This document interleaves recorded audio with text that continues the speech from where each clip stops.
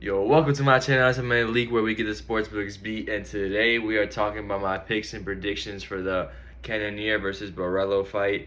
Honestly, I'm not too excited about this fight card. The only fights I really care about is the Cannonier versus Caio fight and the Michael Morales versus Magny fight. But that's not going to stop me from giving my predictions for most of the fights. But before I go ahead and get into that, man, go ahead and join my Discord, bro. We're 150 members strong, almost at 150. It's a great place to be if you want to talk about UFC, MMA, anything like that. We're always giving our opinions away. If you're curious about a certain fighter, we'll go ahead and talk about it in here. So yeah. But on that note, I'm just going to go ahead and get into the picks and predictions. Leave a like, go ahead and comment your opinions, and subscribe for me if you haven't already. And we're going to start off with the Wang Cong fight. I normally never give my predictions on women. I never bet on women just because they're all so unpredictable. And honestly, they're just kind of boring to watch, in my opinion. Some people still like to watch them. But Wang Cong is going to be an exception. She opened up as a plus 120 underdog. Now she's a minus 1,300 favorite. If you got in on those odds, bro, you lucky. You lucky, that's all I'm saying. But Wang Cong is a kickboxing champion, multiple kickboxing champion. She's basically going to be the next Zhang Weili. That's what people are saying. If you look at her striking landed per minute, 6.20, which is insane. And her accuracy is even more impressive, 82% accuracy. That's insane. She's landing almost every shot she lands. 3/4 of the shots she throws, she is landing, which is insane. So yeah, I got Wang Cong on that one, no question about it. But we're gonna move on to the next one, man. Like I said, I normally don't bet on women fights or give my picks on them, so we're skipping that next girl fight and going to Borshchev versus Llontop. Alright, this one is interesting, man. Borshchev can be pretty good at throwing combinations. He has some strong kicks as well. He did look bad in his most recent fight versus Chase Hooper. He underestimated his striking, and that led him to getting dropped and just basically getting controlled on the ground, just eating strikes up. Chase Hooper did his thing on there, and he was the underdog. So shout out to Chase Hooper. But I feel like he's gonna try to come back. He's gonna be looking for redemption. And James Llontop, he's not too bad of a fighter, but he's not a crazy impressive fighter, right? See, he's good at kind of like mixing it up. He can grapple a little bit. He can throw some kicks, throw some elbows in the clinches, but he's not really like an expert in all those levels. He's just kind of decent in all those categories. So I don't think he's gonna go for takedowns in this fight. In both of his fights, he landed like 0 takedowns. So really, I feel like the fight's gonna be mostly on the feet. And Borshchev, I'm not going off his last fight, but his striking is good. He has really good, strong kicks, like I said, and his striking is good at putting together some combinations. So I do believe Borshchev wins this one. He is my pick. I saw some people going for James Llontop as an underdog, but I still think Borshchev gets it done. We're going to be moving on. Zachary Reese versus Jose Medina. Reese is basically the taller guy. Has a longer reach, the sharper striking, good submission game. And he has a way higher output. 4 more strikes landed per minute, which is a good thing to have. Basically an athlete versus a blah, right? And Medina, he has some power, but that's about all he has. Zachary Reese has looked really good in his last few fights, besides that fluke loss to Cody Brundage of all people, right? Cody Brundage sucks, everybody knows that. But Zachary Reese got slammed on his head, and that led him to, getting KO'd. So yeah, I count that as a fluke. If Brundage didn't do that to him, he would have lost. So yeah, Zachary Reese, he's got this in his bag. Minus 600, he shouldn't be that big of a favorite, but he should still make easy work of Medina. So Zachary Reese for the win. Next, we got Dennis Buzukja versus Francis Marshall. Danny Silva was actually supposed to fight Dennis, but something happened with him. He got injured or whatever. So now he's fighting Francis Marshall, which is a similar opponent to what he was fighting. They both like to grapple. But it looks like I thought they were going to be opening the car, but it doesn't look like that.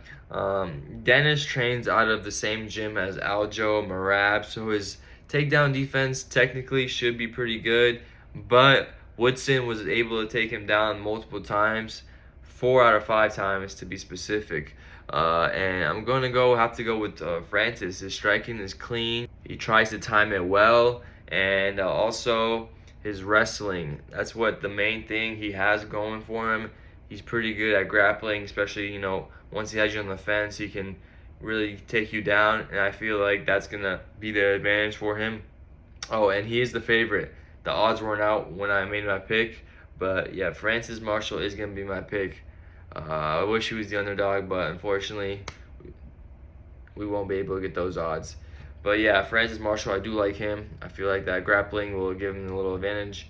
And I do believe Dennis' striking is a little bit better. He's better at throwing combinations, but Francis, he kind of times his shots well, and he has a good straight right hand that he throws. Give me Francis. Next, we got Edmen versus Meerschaert, right? Edmen, he's really got that KO power. Meerschaert is pretty much crazy on the ground. He's a veteran in the game. He's fought so many of the toughest guys. Edmen also has fought a lot of tough guys. What both these dudes have in common is that they both lose to the top competition, right? But I believe Edmen finishes Meerschaert. I think the fight ends inside a distance. Edmen, he does have that really good KO power. He's knocked out. He has a lot of knockouts on his resume. I believe it's like 11 or so. Let me take a look here. Yep, 11 knockouts. He has been knocked out 3 times, but I doubt Meerschaert is going to be knocking him out. If anything, he's going to sub him. But Meerschaert, he's on his way out. Edmen, way younger guy. He's already fought, tough competition. Give me Meerschaert. Or I'm sorry, give me Edmen. Edmen for the win. He's got this locked in. He is a pretty big favorite, -300. But yeah, give me Edmen, man. Neil Magny versus Michael Morales. Neil Magny is like the stepping stone of the division for any new prospect that's up and coming, right?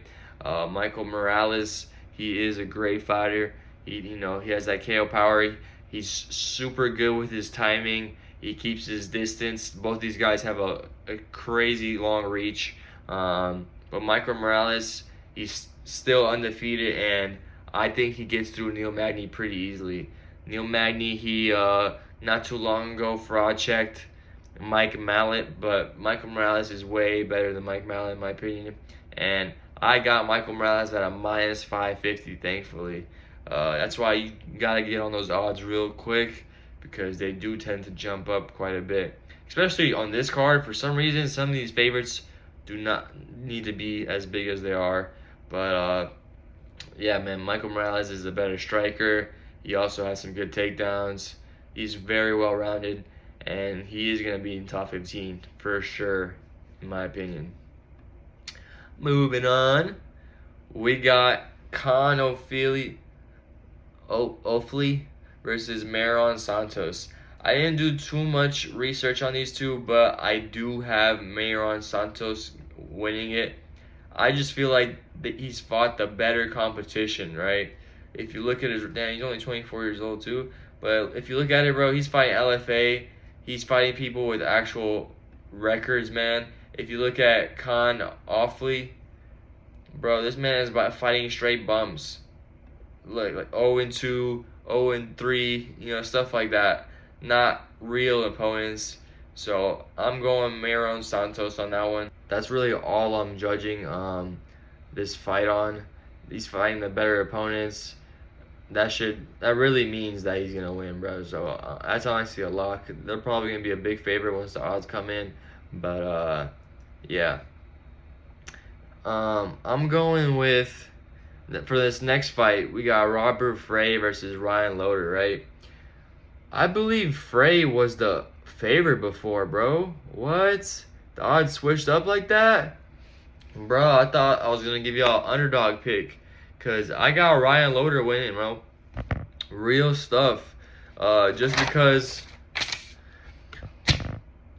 like, I don't know too much about these fighters either. But I did do a little research. And Ryan Loder, he trains out of Team Alpha Male. There's a lot of good fighters training out there, you know.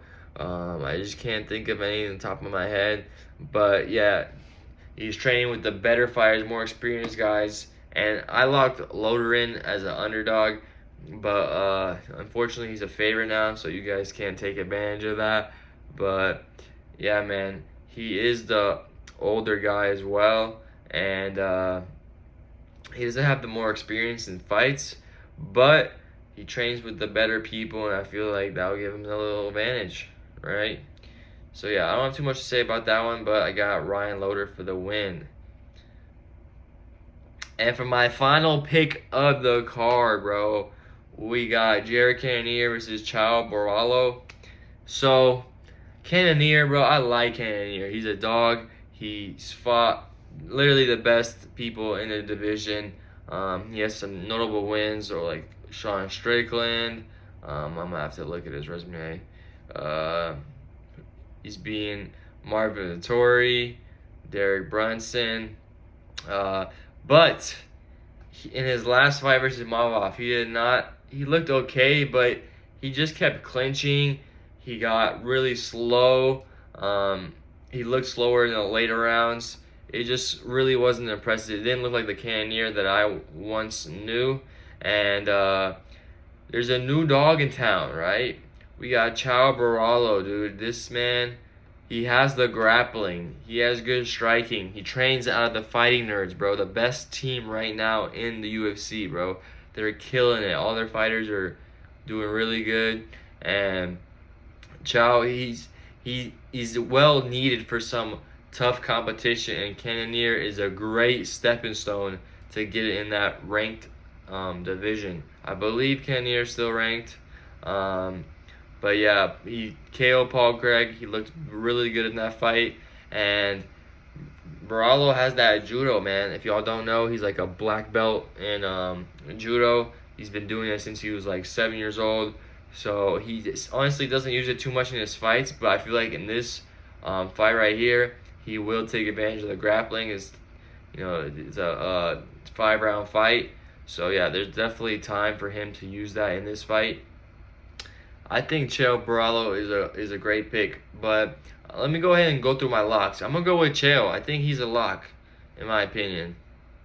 Next, we got Marion Santos. I like them a lot. Michael Morales, of course.